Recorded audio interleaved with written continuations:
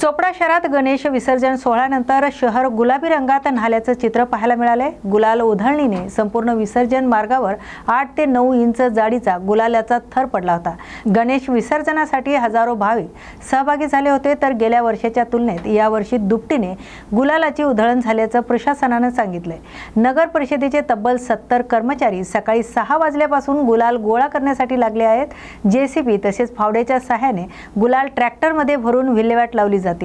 गुलाल 15 ते 16 ट्रॅक्टर पर्यंत भरला जाणार असल्याचा अंदाज वर्तवला जातोय। गोल मंदिरापासून ते घोडेगाव वाल्यांच्या दुकानापर्यंतचा रस्ता गुलालाने माखला होता। मात्र नगरपालिकेने सफाईनंतर लगेच अग्निशमन गाड्यांद्वारे रस्ते पाण्याने धुतले, त्यामुळे व्यापाऱ्यांना तसेच नागरिकांना त्रास होणार नाही असा विश्वास नगर परिषदेच्या अधिकाऱ्यांनी व्यक्त केला आहे।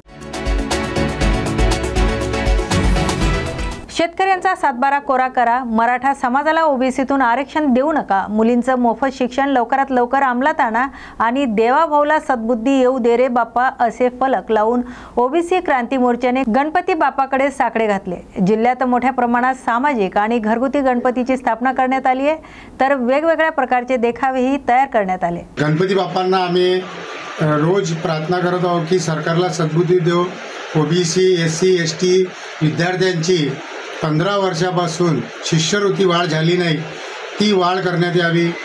ओबीसीची जातन्याय जनगणना करण्यात यावी, शेतकऱ्यांचे कर्ज माफ करण्यात यावे आणि मुलींचे जे वसतिगृह सरकारने स्थापन करण्यात आली त्या मुलींच्या वसतिगृहामध्ये सुरक्षा पुरवावी। इतर मागणी आम्ही गणपती बाप्पांना रोज विनंती करतो आणि या राजकारणी लोकांना सद्बुद्धी देव अशी गणपती बाप्पासमोर आम्ही रोज प्रार्थना करतो। आमची प्रार्थना गणपती बाप्पा स्वीकारत आहे। आम्ही सरकारला सद्बुद्धी देऊ ही गणपती बाप्पाला आम्हाला विनंती।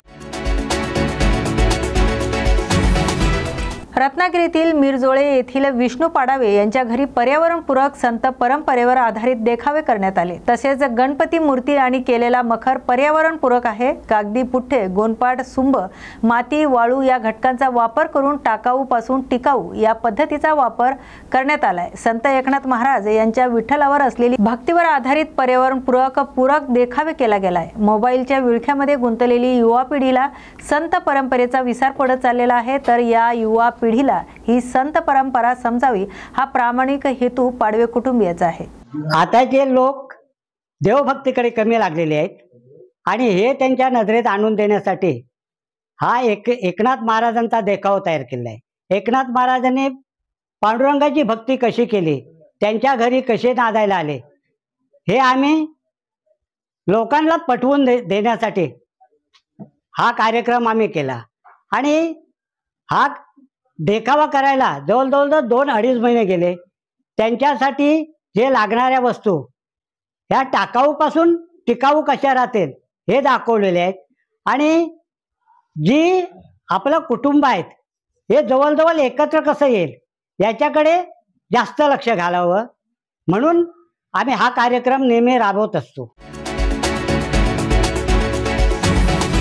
नांदेड उत्तर मतदारसंघातील शिव मंदिर चैतन्यनगर येथील आमदार बालाजी कल्याणकर यांच्या हस्ते शिव मंदिर सभा मंडप भूमिपूजन सोहळा संपन्न झाला। यावेळी भारतीय जनता पार्टीचे महानगराध्यक्ष अमरनाथ राजूरकर, महानगरपालिका सभापती किशोर स्वामी, नगरसेवक बाळासाहेब देशमुख, नगरसेवक मंगेश कदम तसेच शिव मंदिर ट्रस्टचे सर्व ट्रस्टी यावेळी उपस्थित होते। या सभा मंडपासाठी आमदार बालाजी कल्याणकर यांनी 35 लाखाचा निधी उपलब्ध करून दिल्यामुळे ट्रस्टीच्या वतीने त्यांचा सत्कार करण्यात आलाय। नांदेडमध्ये तरोडा भागामध्ये चैतन्यनगर येथे महादेव मंदिर आहे, तिथं आज त्याचं शेडचं भूमिपूजनचं लोकार्पण सोहळा आज केलेला आहे। त्या कार्यक्रमाला आमचे अमरभाऊ राजूरकर होते, तसेच किशोर स्वामी साहेब, तसेच आमचे सगळे नगरसेवक सुद्धा आणि जिल्हा प्रमुख सुद्धा या कार्यक्रमाला उपस्थित लागली। तसेच या भागाचे सर्व ज्येष्ठ मंडळी आणि सर्व या भागाचे सर्व भाई भक्त या कार्यक्रमाला उपस्थित लागली। त्याच्याबद्दल सगळ्यांचे मी आभार मानतो आणि सांगू इच्छितो या भागामध्ये एक 35-40 वर्ष झालं मंदिर, महादेवाचं मंदिर आहे, मी लहानपणापासून पाहतो आणि या भागाचं एक वैभव आहे आणि सर्व या भागाचे सर्व भाई भक्त लोक या ठिकाणी येतात आणि बरेच दिवसापासून मागच्या 5 वर्षापासून सगळ्याची मागणी होती की आमचे पटणे काका झालं अध्यक्ष या ट्रस्टचे आहेत तसेच उदगीरी सर आहेत, काळे सर आहेत, म्हणजे असे पूर्णच या भागाचे या ट्रस्टचे सदस्य सुद्धा आज या कार्यक्रमाला उपस्थित होते. बरेच दिवसापासून त्याची मागणी होती आणि आज ती मागणी मी पूर्ण केलेली आहे आणि येणाऱ्या काळात सुद्धा 100% मी जनतेच्या पाठीशी राहील. जनता एक माझा परिवार आहे आणि परिवाराचं माझं काम आहे, कर्तव्य आहे. मागच्या या 5 वर्षामध्ये जेवढे 5 वर्षात कामं झाली ते आता या 2.5-5 वर्षात कामं होतील की नाही याने मलाही चिंता लागली. त्याच्यामुळे येणाऱ्या काळात आपल्याला भरपूर कामं करायचे. बऱ्याच ठिकाणी असे मोठमोठे शेड घेतलेले आहेत. हनुमानगड सरकार मोठं शेड घेतलेलं आहे 1 कोटीचं, पण तिथे सुद्धा ते शेड पूर्ण झालेलं आहे. तिथं गोरगरिबाचे लग्न होतील कारण त्याचा फायदा गरीब माणसाला होईल असं आपण बऱ्याच ठिकाणी असं केलेलं आहे. कार्यक्रम, सांस्कृतिक कार्यक्रम होतील. काकाचं मंदिर, राम मंदिर. अंतरवली सराटीत आज ओबीसी आंदोलक आंदोलन करणार आहेत. मात्र या आंदोलनाला पोलिसांनी परवानगी नाकारलेली आहे. तरी आंदोलनाचा अधिकार असल्याचा आक्रमक पवित्रा घेत ओबीसींचे बाबासाहेब बटुळे आणि बाबासाहेब दखणे हे अंतरवली सराटीच्या सोनिया नगरमध्ये आमरण उपोषण करणार आहेत. त्यामुळे आंदोलनास्थळी पोलिसांचा मोठा फौजफाटा तैनात करण्यात आला आहे.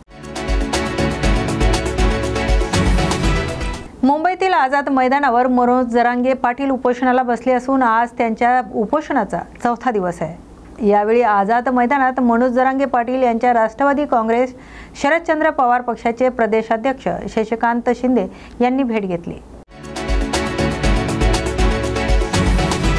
गणेश उत्सवाच्या पार्श्वभूमीवर शहरात उत्साहाचे माहोल आहे. याच अनुषंगाने कादराबाद भागात 12 फुटी भव्य मातीच्या गणपतीची स्थापना करण्यात आली असून ही मूर्ती भाविकांचे विशेष आकर्षण ठरत आहे. या गणपती मूर्तीची खासियत म्हणजे ती पूर्णपणे काळ्या मातीपासून तयार केलेली इको फ्रेंडली मूर्ती असून ती छत्तीसगड राज्यातील रायपूर येथून खास बनवून आणण्यात आली. पर्यावरणपूरक दृष्टिकोन ठेवत विघ्नहर्ता गणेश मंडळाने ही मूर्ती उभारली आहे. तर भाविक भावपूर्ण दर्शन घेत असून या मूर्तीच्या भव्यतेचं आणि पर्यावरणपूरक संदेशामुळे सर्वांचं लक्ष वेधलंय. गणेशोत्सव काळात विविध सांस्कृतिक आणि सामाजिक उपक्रम राबवण्याची योजना विघ्नहर्ता गणेश मंडळाने आखली आहे. येवला शहर गणेश उत्सवाच्या उत्साहात प्रत्येक मंडळ आपापल्या परंपरेनुसार भव्य आकर्षक देखावे साकारत असून यावर्षी SM ग्रुप भोई गल्ली येवला यांनी गुजरात सौराष्ट्रातील प्रसिद्ध सोराटी सोमनाथ मंदिरातील शिवलिंगाचे भव्य दर्शन तर दुसऱ्या बाजूस अधियोगीचे विराट स्वरूप साकारण्यात आले. जय महाकाल. यावर्षी आमचा ग्रुप SM ग्रुप भोई गल्ली यांच्यातर्फे यावर्षी सोरटी सोमनाथ तसेच आदियोगी हे 2 देखावे आम्ही भाविकांच्या सेवेमध्ये दाखल केलेले आहेत. तसेच या देखाव्याची तयारी जवळपास 1.5 महिन्यांपासून आम्ही या देखाव्याची तयारी करत होतो. मंडळातील सर्व कार्यकर्ते असतील, गल्लीतले सर्व आमचे भाविक असतील, सर्वांचा सहकार्य आम्हाला यामध्ये मिळालेलं आहे. तसेच गेल्या 44 वर्षांपासून SM ग्रुप भोई गल्ली यांच्यातर्फे विविध प्रकारचे देखावे या ठिकाणी भाविकांच्या सेवेत सादर केले जातात. फक्त देखावेच नाही तर भाविकांच्या सेवेमध्ये आम्ही मोठ्या प्रमाणामध्ये अन्नदान देखील या ठिकाणी करत असतो आणि या ठिकाणी भाविकांची दरवर्षी आम्हाला मोठ्या प्रमाणामध्ये प्रतिसाद हा मिळत असतो. फक्त येवला तालुकाच नव्हे, नाशिक जिल्हाच नव्हे तर राज्यभरातून मोठ्या प्रमाणात भाविक हे आमचा SM ग्रुपचा देखावा या ठिकाणी बघण्यासाठी येत असतात.